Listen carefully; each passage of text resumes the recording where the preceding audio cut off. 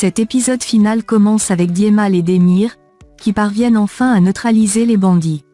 O'Hoor appelle son beau-père pour l'informer de la situation et lui dire qu'ils rentreront bientôt.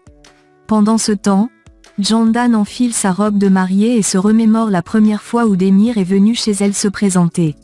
Elle se rappelle aussi les merveilleux moments passés ensemble, ce qui la fait sourire. Sevgi, également habillée en robe de mariée, entre dans la pièce avec EIQ. Elles sont toutes deux rayonnantes, et EIQ les complimente en disant qu'elles sont magnifiques. Candan enlace tendrement la petite et lui dit qu'elle aussi est très belle dans sa robe. Pendant ce temps, la police arrive à la boutique pour arrêter les bandits que Djemal et Demir ont maîtrisés. Le commissaire demande à O'Hoor ce qui s'est passé, et celui-ci lui explique brièvement la situation. À ce moment-là, Candan appelle Demir pour lui dire qu'il risque d'être en retard. Il lui répond qu'il est en route et raccroche aussitôt. En toute hâte, Demir, O'Hoor et Djemal se précipitent vers la maison.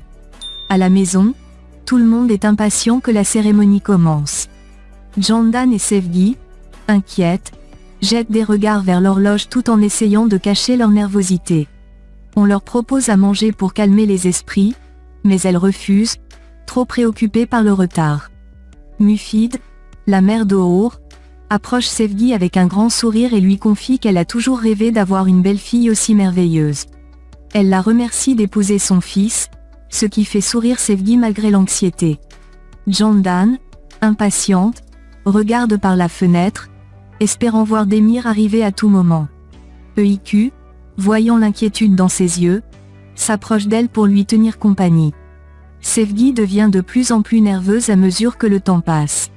Mais enfin, après une attente interminable, les mariés arrivent, provoquant des exclamations de joie. O'Hoor reste sans voix en apercevant Sevgi dans sa robe de mariée, éblouie par sa beauté. Elle lui demande ce qui s'est passé avec les bandits, mais O'Hoor, encore captivé par la vision de sa femme, reste silencieux, comme perdu dans ses pensées. Candan, de son côté, interroge Demir sur les événements, mais il minimise, assurant que ce n'était rien de grave. Pourtant, tout le monde remarque que Demir est un peu figé, l'air absent, comme s'il était préoccupé. Djemal le tire discrètement à l'écart et lui propose de l'eau pour se détendre. O'Hoor, de son côté, finit par retrouver l'usage de la parole après un moment de silence stupéfait. Djemal lui tend alors un sirop pour l'aider à se détendre, mais O'Hoor, pensant que cela pourrait l'aider davantage, avale d'un coup toute la boîte. Djemal, surpris, le retient avant qu'il ne fasse une overdose de sirop, provoquant une scène un peu cocasse qui fait sourire tout le monde. Peu de temps après, la cérémonie débute officiellement. Les mariés coupent le gâteau de mariage, et dans un geste tendre, se nourrissent mutuellement sous les applaudissements et les acclamations des invités. EIQ, ému, fait des câlins à ses parents, se blottissant contre eux. La musique commence, et les mariés se lancent sur la piste de danse, captivant toute l'assemblée qui les observe avec admiration. O'Hoor, plein d'émotion, fait une belle déclaration d'amour à Sevgi, ce qui surprend agréablement Demir et Candan. La grâce et l'enthousiasme d'O'Hoor en dansant avec son épouse ne passent pas inaperçus. Intrigué, Demir se penche vers Djemal et lui demande ce qui arrive à son ami. Djemal, amusé, lui répond que c'est sans doute l'effet de toute la boîte de sirop qu'O'Hoor a avalé plus tôt. Riant, il continue à observer le couple, rayonnant de bonheur. Pendant ce temps, les parents d'O'Hoor et de Sevgi les regardent danser à distance. L'émotion les submerge, et des larmes de joie coulent sur leurs visages, témoins du bonheur de leurs enfants. Sevgi, avec un sourire radieux, invite son père à la rejoindre sur la piste, tandis qu'O'Hoor fait de même avec sa mère. L'atmosphère est pleine d'amour et de tendresse.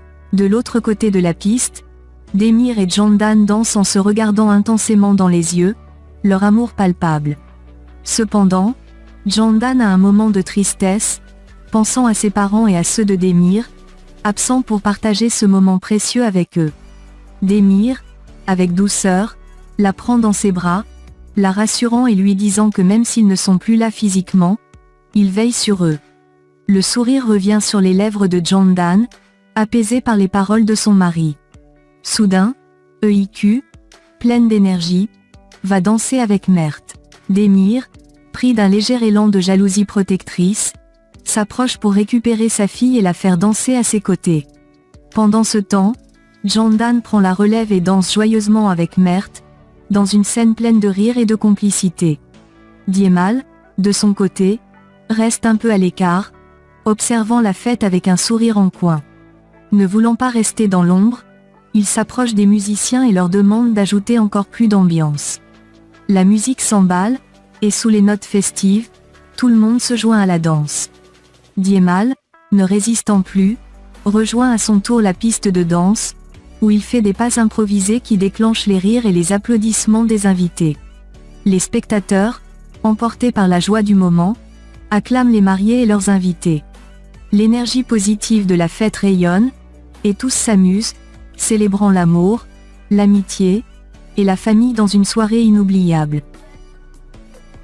Quelques jours après leur lune de miel, Sevgi reprend ses cours comme d'habitude. Ce jour-là, elle propose un exercice où chaque élève doit venir parler de sa famille. EIQ, pleine d'enthousiasme, lève la main et se dirige vers le devant de la classe. Avec un sourire radieux, elle raconte à ses camarades l'histoire de sa merveilleuse famille. Elle parle avec émotion de la joie qui les anime au quotidien, et surtout de la joie immense qu'ils ont ressentie lors du mariage de ses parents. En écoutant son récit, ses camarades sont captivés, et à la fin, ils applaudissent chaleureusement. Le soir venu, à la maison, Candan monte souhaiter bonne nuit à EIQ. Elle lui dépose un doux baiser sur le front, et, dans un élan de tendresse, EIQ l'appelle « maman ». Sur le coup, Candan est profondément ému, son regard se fixe sur la petite avec un mélange de surprise et de bonheur. Demir arrive peu de temps après, et EIQ, espiègle, leur dit qu'ils sont vraiment beaux ensemble. Demir, amusé, embrasse Candan avec tendresse, puis il se prépare à aller se coucher. Cependant, avant de quitter la chambre, EIQ les supplie de dormir avec elle, insistant sur le fait que c'est leur première nuit dans leur nouvelle maison tous ensemble. Bien que réticents au départ, ils finissent par accepter, et tous trois se glissent dans le lit de la petite. Demir commence alors à raconter une histoire pour les aider à s'endormir. Pendant qu'il parle, EIQ se replonge dans ses souvenirs, se rappelant le long chemin qu'elle a parcouru depuis que sa tante l'a abandonnée. Elle pense à toutes les épreuves qu'ils ont traversées ensemble. Demir, de son côté, raconte leur première rencontre, ce jour où EIQ est venu le chercher avec sa petite valise jaune. Il se souvient également de toutes les fois où il a cru qu'il allait finir en prison, mais que grâce à EIQ, il a réussi à s'en sortir. Alors qu'ils continuent de raconter leur histoire, il parle de la difficulté qu'il avait à accepter EIQ comme sa fille au début, malgré tout l'amour qu'il ressentait pour elle. Candan et EIQ écoutent attentivement, absorbés par ses mots. Demir évoque également les moments de turbulence avec la curiosité insatiable d'EIQ, mais à travers son récit, on ressent à quel point ils sont devenus une véritable famille, soudés par l'amour et la compréhension. Peu à peu, la fatigue gagne les deux filles, et elles finissent par s'endormir, blotties contre Demir, le cœur rempli de gratitude et de bonheur. Ensuite, Demir raconte avec émotion sa première rencontre avec Candan. Il se souvient de ce moment particulier, du regard qu'ils ont échangé, et de la manière subtile dont ses sentiments pour elle ont commencé à se développer. Il sourit en se rappelant comment, au fil du temps, il est tombé amoureux d'elle, même s'il ne se l'avouait pas tout de suite. Il partage également ses souvenirs avec EIQ, se rappelant des hauts et des bas qu'ils ont traversés ensemble. Il se revoit s'attacher de plus en plus à elle, au point de ne plus pouvoir imaginer sa vie sans elle. Un des souvenirs les plus marquants de Demir est celui de la première fois que EIQ l'a appelé « papa ». C'était un moment simple mais tellement puissant, et depuis, chaque fois qu'elle l'a appelé ainsi, cela l'a profondément touché. Il se souvient aussi avec tendresse de l'anniversaire qu'il a organisé pour elle, une journée remplie de bonheur. Il confie à EIQ qu'elle a fait de lui un père formidable, bien plus qu'il n'aurait jamais pu l'imaginer, et qu'elle a transformé sa vie de manière inimaginable. Touché, EIQ se jette dans ses bras pour un câlin chaleureux, et ils se tiennent tous les trois la main avec amour. Démir évoque également ce moment difficile où il a découvert la vérité sur l'état de santé de IQ. Il se souvient de la douleur, mais surtout de sa détermination à l'accepter et à rester à ses côtés, quoi qu'il arrive. C'est un souvenir douloureux, mais il est fier d'avoir su être là pour elle, et il se réjouit de la force de leur lien. Tous trois sont remplis de bonheur à cet instant. Démir, plus heureux que jamais, regarde avec amour Jandan et EIQ, ses deux trésors. Il les embrasse tendrement, puis murmure une prière de remerciement à Dieu pour avoir mis ces deux perles précieuses dans sa vie.